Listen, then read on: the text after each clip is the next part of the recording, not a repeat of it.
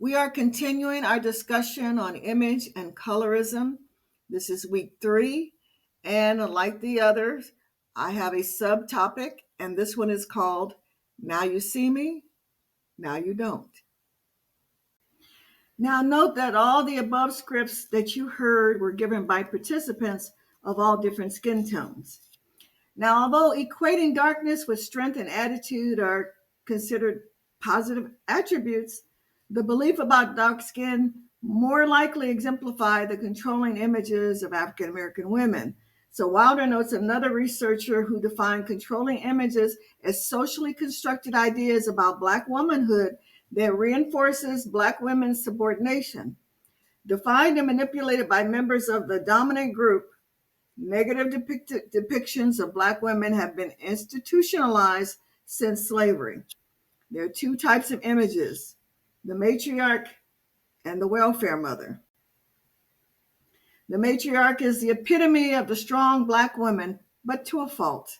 She is represented as being an overly strong, aggressive, and at times militant Black woman who works to emasculate Black men.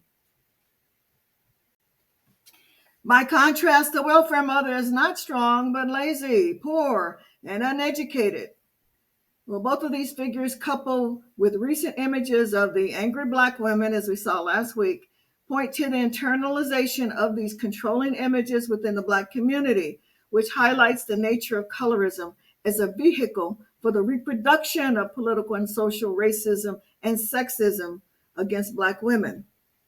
And Wilder noted that via these negative internalized scripts of dark skin, the young women in her study were supporting the same images that have been historically used in their own subjugation. Colorism also documents the struggles of light-skinned women and their invalidating the perception that they are inauthentic members of the race. Consistent with this literature are the similar experiences shared by dark-skinned women. Just as light-skinned women fight to prove that they are Black enough, many dark-skinned women battle to invalidate or to prove, for instance, that they are not violent and not ghetto. And hear the voices of those who feel that they have to prove themselves over and over again. My experience, I think.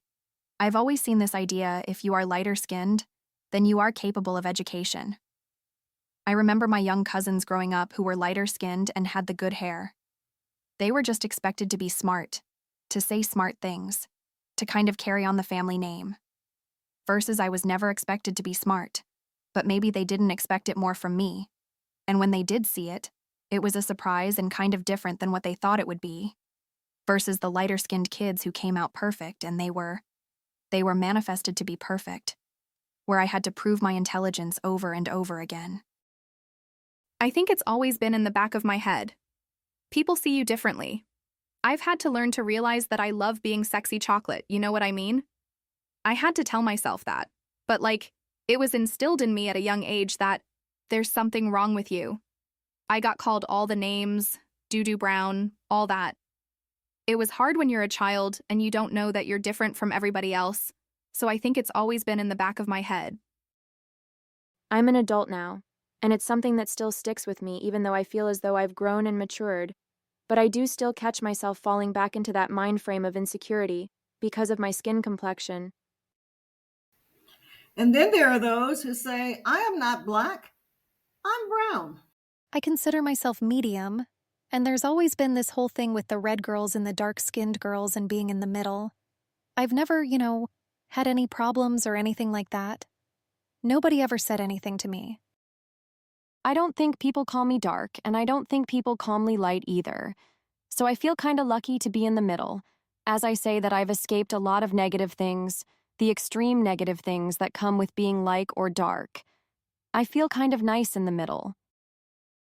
If I go into an interview and there is a dark-skinned girl sitting next to me, I feel as though I have a better chance than her, just as I have a lighter skin complexion.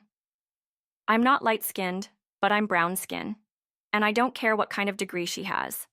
I have something that appeals to other people, and that's my complexion.